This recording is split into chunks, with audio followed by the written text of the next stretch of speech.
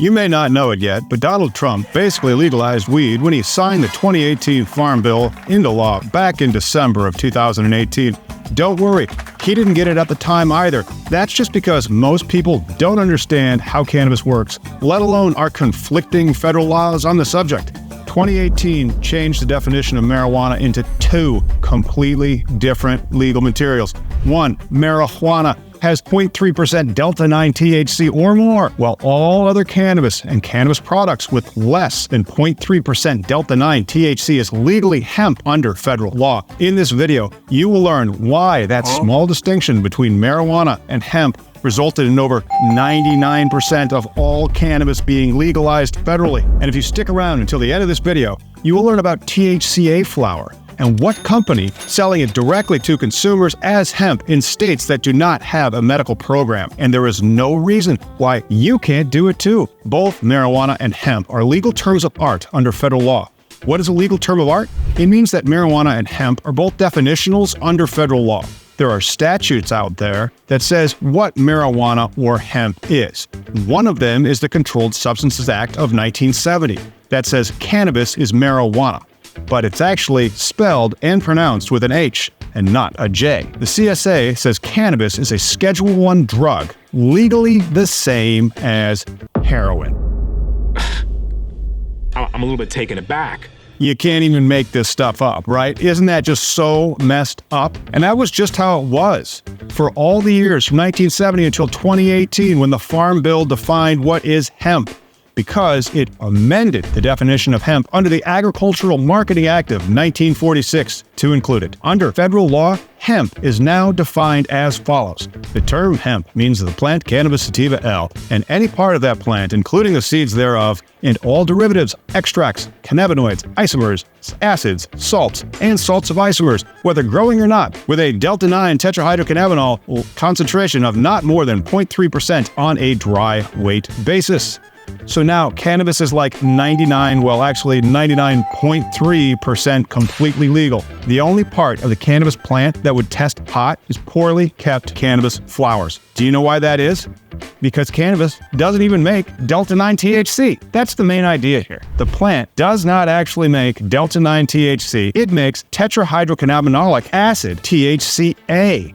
Lots of the cannabis that you buy at your local dispensary is so well taken care of during cultivation, harvest, cure, and testing that it literally qualifies as hemp. More on that later. Back in 2019, people were just not ready for that yet.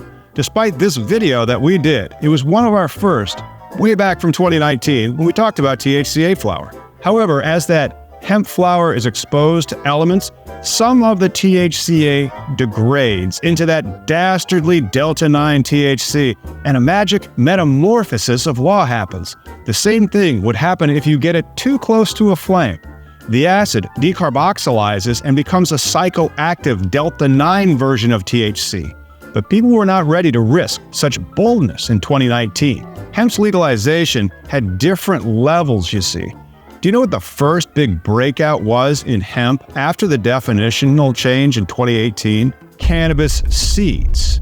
They're all legal now because of how much delta-9 THC is present in a seed for either hemp or marijuana. How much? Zero. None. It's under the 0.3% delta-9 THC by dry weight basis threshold, and therefore, as a matter of law, it is not a controlled substance, but instead perfectly legal hemp. In 2019, seeds were ready to be called hemp. Why? Because the only part of the cannabis plant that makes THC that could become delta-9 THC are the female flowers. The seeds have nothing that can make it marijuana under federal law. As a result, it is outside of the Controlled Substances Act and perfectly legal. Websites started popping up, selling seeds. Many got shut down, but today they are all operating legally as far as the federal law is concerned. Then, by 2020, people started realizing that clones and plants and vegetative growth are also hemp because they contain zero delta-9 THC and therefore are legally hemp under federal law. So you started seeing not only seeds for sale on the internet, but also clones for sale that would be mailed directly to consumers.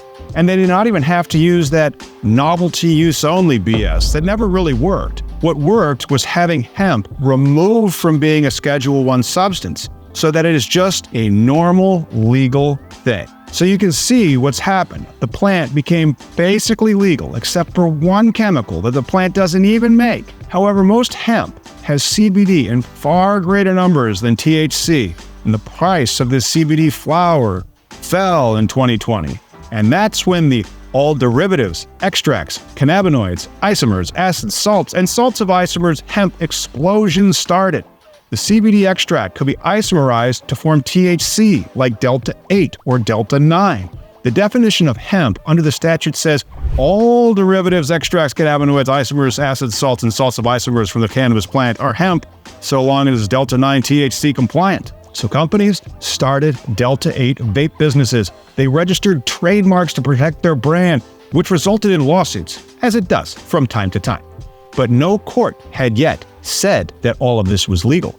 That changed with a lawsuit about delta-8's legality. The AK Futures LLC versus Boyd Street Distro LLC case was decided by the United States Court of Appeals in the Ninth Circuit in May of 2022. In the case, a producer of delta-8 THC products sued Boyd Street Distro LLC, competitor, for trademark and copyright infringement. Boyd Street Distro argued that the delta-8 THC products at issue were illegal under federal law, and therefore AK Futures could not obtain trademark protection for them. This is a classic defense of saying what the other party is doing is illegal, so they can't enforce it. The Ninth Circuit rejected Boyd Street Distro's argument, holding that the delta-8 THC products are indeed lawful under the 2018 Farm Bill and therefore eligible for trademark protection, unlike marijuana trademarks.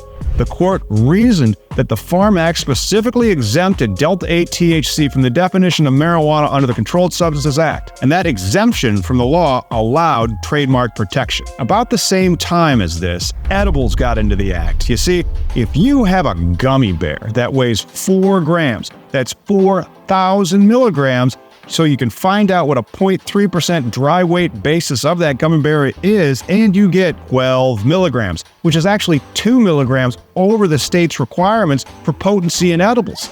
In my state of Illinois, each serving has to be 10 milligrams or less, which is really weird, that a licensed THC business has a higher standard than a federally legal gummy bear that qualifies as hemp. So the new definition of hemp from the 2018 Farm Bill did not just legalize most of the cannabis plant, it also legalized cannabis edibles so long as they do not have more than a 0.3% THC by dry weight basis. Once again, this is what happens when people that are making the rules have no idea what they are doing.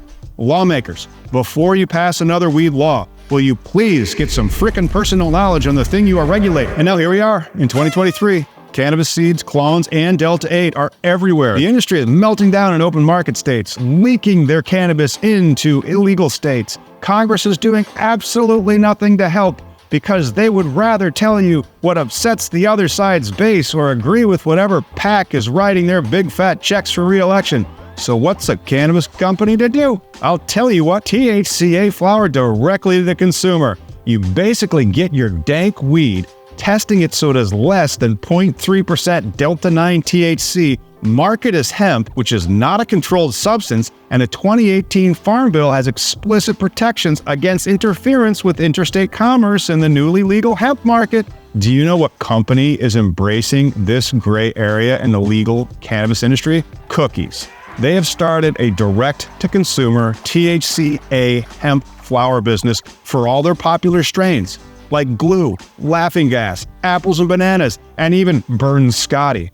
For $55 an eighth, you can get their hemp flower, but they're only shipping to states like Alabama, Alaska, Colorado, Maryland, Nevada, New Hampshire, New York, North Carolina, Oklahoma, Tennessee, Texas, Vermont, West Virginia, and Wyoming, where it is still completely illegal. So, where do we go from here? Hopefully, Congress will actually do its job and legalize all of the cannabis plant so we don't have to have this insanity.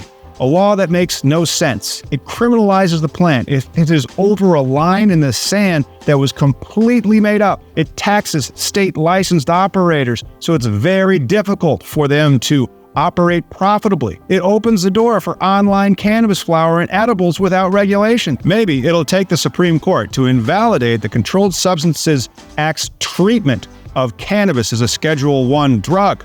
That's exactly what happened in the 1937 Marijuana Tax Stamp Act that had made it illegal for the 32 years from 1937 to 1969. We'll see. I'm Tom, the Cannabis Industry Lawyer. You can catch me here on Cannabis Legalization News and over at my law blog, Cannabis Industry Lawyer. Tune into Cannabis Legalization News on Sunday and see what progress is going on at your state and also the federal level. If this is the kind of info you like to watch and you're trying to get into the cannabis industry and watch legalization happen to witness all this history and stuff, smash that like button, click subscribe, and then leave us a comment. The algorithm will appreciate it, and so will we.